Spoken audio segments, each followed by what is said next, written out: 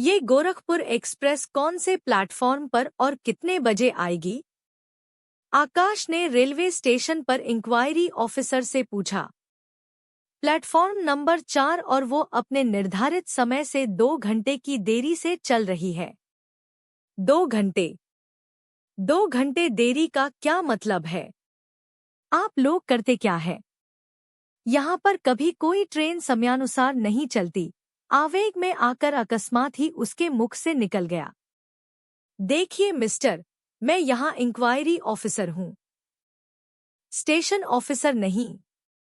Train को देर क्यों होती है, ये मेरा डिपार्टमेंट नहीं है। आपको ज्यादा तकलीफ है तो आप स्टेशन ऑफिसर से मिलिए।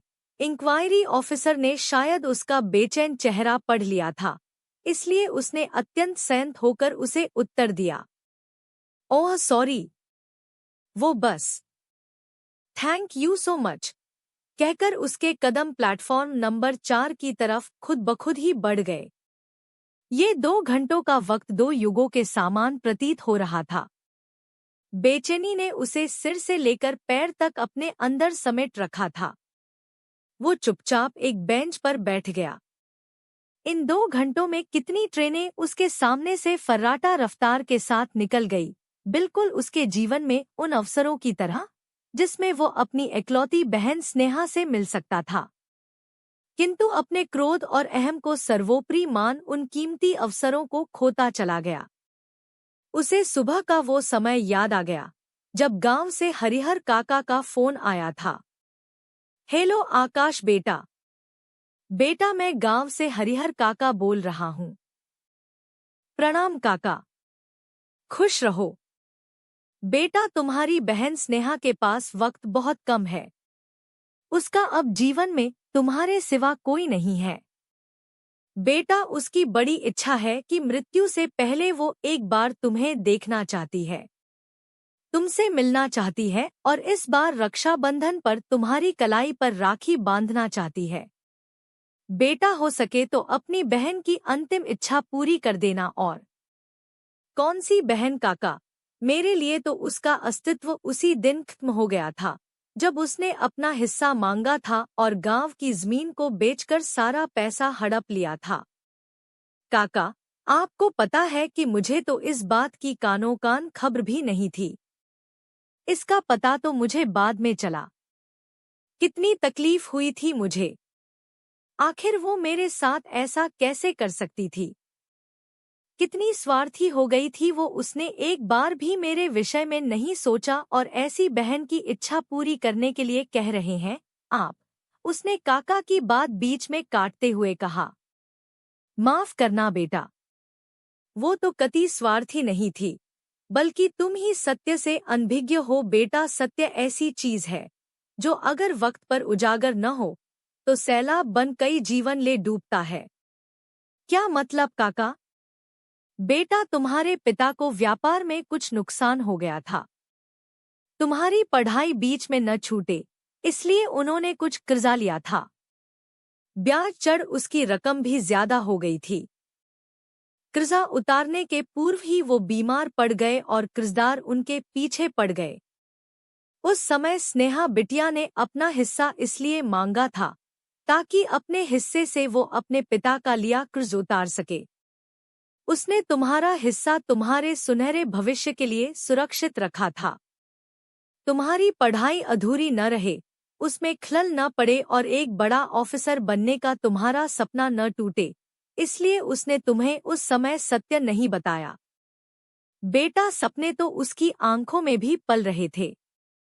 वो भी पढ़ लिख कर कुछ बनकर अपने पैरों पर खड़ा होना चाहती थी, किंतु उसके भाग्य में तो कुछ और ही लिखा था। माता पिता और भाई के आगे उसने अपने सपनों का बलिदान दे दिया। वो सब कुछ सहती गई बेटा। तुम्हारा लगाया हर इल्जाम, तुम्हारे ताने पर कभी सत्य नहीं बताया।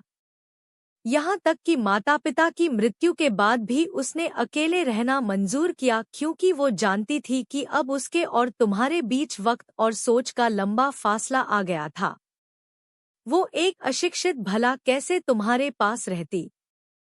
वो सिर्फ तुम्हें, और तुम्हारे परिवार को खुश और सुखी देखना चाहती थी बेटा।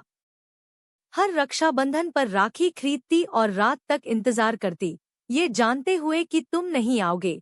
फिर भी इंतजार करती और अंत में वो राखी संजोकर रख देती, इस उम्मीद पर कि एक दिन वो तुम्हारी कलाई पर जरूर सजाएगी। बेटा, यही सत्य था जो उसने कभी तुमसे नहीं कहा। आकाश बेटा, अज्ञानता में वक्त निकल जाए तो पछतावा इतनी पीड़ा नहीं देता, किंतु सत्य का ज्ञान होने के पश्चात वक्त और अवसर निकल जाए तो पछतावा नासूर बन जाता है। बेटा, यही सत्य है। और हाँ, एक बात और, वो जो गांव की जिस जमीन की तुम बात कर रहे हो ना, वो अभी भी तुम्हारी है और वो भी सिर्फ तुम्हारे नाम पर है। उसने तो तभी ही उस पर भी कानूनन तुम्हारे नाम लिखवा दी थी। बेटा, उस अभागन ने अपना सारा जीवन अपने परिवार पर न्यौछावर कर दिया। खैर, हो सके तो उसकी अंतिम इच्छा पूरी करके उसकी तमाम राखियों का कर्ज उतार देना अच्छा रखता हूँ।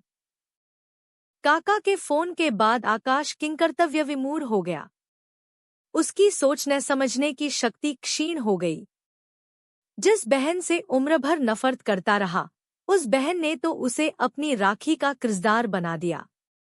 सत्य इतना कड़वा और पीड़ादायक होगा, इसकी तो उसने कभी कल्पना भी नहीं की थी। उसे तो बस जैसी स्थितियां दिखी, उसने उन्हीं को अपनी सोच के अनुरूप साँचे में ढाल लिया।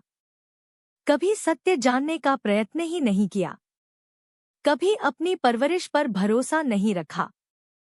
क्यों नहीं ये सोचा कि जो बहन बचपन में अपने भाई को हमेशा अपनी पसंदीदा चीजें एक क्षण में दे देती थी, वो भला कैसे अपना हिस्सा मांगने का कुकृत्य कर अपने माता पिता की परवरिश को दागदार करेगी। उसकी आंखों से अविरल अश्रु धारा बहने लगी। उसने तुरंत कुछ संकल्प लिया और निकल पड़ा। यात्रीगण कृपया ध्यान दे, गोरखपुर जाने वाली गोरखपुर एक्सप्रेस कुछ ही मिनटों में प्लेटफॉर्म नंबर 4 पर आने वाली है। स्टेशन पर हुई इस घोषणा से वो वापस अपने यथार्थ में आ गया। इन्हीं विचारों में उलझे कब 2 घंटे बीत गए उसे पता ही नहीं चला। गोरखपुर तक का कुछ घंटों का समय उसके लिए युगों के समान लग रहा था। गोरखपुर पहुंच बिना एक क्षण गंवाए उसने ऑटोवाले की मुंहमांगी कीमत पर ऑटो ले लिया। गांव की एक एक गली, एक एक कोना उसकी और स्नेहा की बचपन की यादों की तस्वीर था। जैसे जैसे वो रास्ता तय करता जा रहा था, उसका बचपन जिसमें वो और स्नेहा थी, एक चलचित्र के समान उसकी आंखों के समक्ष चलने लगा। नम आंखों के साथ जैसे ही उसने हवेली की दहलीज पार की, आ गए भैया की प्रेम से भरी मार्मिक आवाज ने उसका स्वागत किया। बिना देखे सिर्फ आहट से एहसास होना कि उसका भाई आ गया, ये उसके प्रेम की पराकाष्ठा थी। कितना निश्चल प्रेम था उसका। यही सोच उसका हृदय आत्मग्लानि से भर उठा। स्नेहा को देखते ही वो उससे लिपटकर खूब रोया। वर्षों भरी आत्मग्लानि आज आंसुओं से बह रही थी। मुझे माफ कर दो स्नेहा डॉट, अपने इस अभागे भाई को माफ कर दो। बहन होते हुए भी मैं वर्षों बहन के प्रेम से वंचित रहा। एक भाई होने का फर्ज पूरा ना कर सका। तुमने मुझसे जितना प्रेम किया मैंने तुमसे उतनी ही नफरत। माफ कर दो मुझे और बस एक बार प्रायश्चित का मौका दे दो। भैया, इस बार तो राखी बंधवाओगे न अपनी कलाई पर? पता नहीं, अगली रक्षाबंधन पर मैं बंधवाऊंगा स्नेहा, जरूर बंधवाऊंगा। किंतु यहाँ नहीं, दिल्ली में, उसने स्नेहा के मुंह पर हाथ रखकर कहा। स्नेहा, तेरी समस्त राखियों का कर्ज उतारने का वक्त आ गया मेरी बहन। इतने वर्षों की राखियां आज अपने भाई को अथाह प्रेम के साथ एक नई उम्मीद के साथ देख रही हैं। काका, मैं स्नेहा को दिल्ली ले जा रहा हूँ। वहां इसका अच्छे से अच्छा इलाज करवाऊंगा। अब इसे अपने से दूर नहीं जाने दूंगा। मुझे पूर्ण विश्वास है कि ये जल्दी स्वस्थ हो जाएगी। आपका आभार काका, जो आपने मुझे सत्य से अवगत करवा दिया, अन्यथा अनर्थ हो जाता। काका इस हवेली की धरोहर को संभाल कर रखिएगा। चल बहन, तेरा परिवार तेरी प्रतीक्षा कर रहा है। खुश रहो मेरे बच्चों, कहकर काका ने नम आंखों के साथ उन्हें विदा कर दिया। स्नेहा को गोद में लिटा उसका माथा सहलाकर आज वो अपने आप को कितना हल्का महसूस कर रहा था। उस पर अपार स्नेह बरस रहा था। हृदय एक पिता रूपी वात्सल्य से भर गया था। ये रक्षाबंधन उसके जीवन की सबसे खूबसूरत रक्षाबंधन होगी। इस बार उसकी कलाई भी सजेगी। सोचते सोचते उसने स्नेहा का माथा चूम लिया।